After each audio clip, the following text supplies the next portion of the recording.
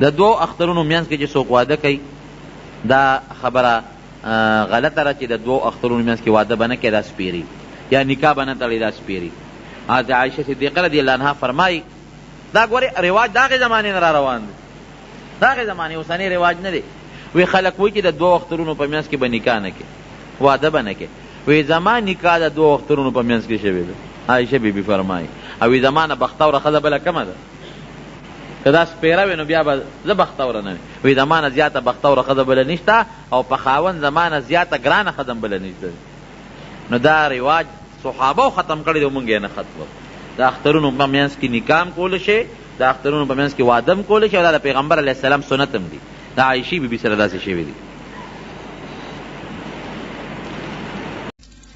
خپل امام یا عالم پسې کنزل کول منځ هم ورپسې کوي، دا ډېر لوی جرم دی.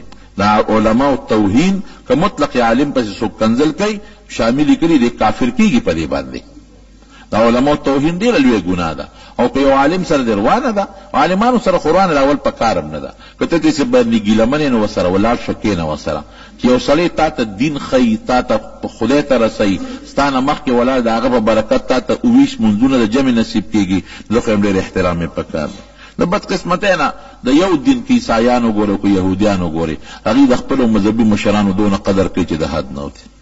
دا د انګریزانو یو د غیر دینو یو شی په مونږ کې را پرېښی دی چې مونږ باندې دا کوشش کوي چې د علماو او د خپلو مذهبي مشرانو پسې خبرې وکړو چې دوی سپک شي، نو دین خو به دوی ښیي، دا دین به هم سپک شي، مدرسې به هم سپکې شي. دا یو سازش دی.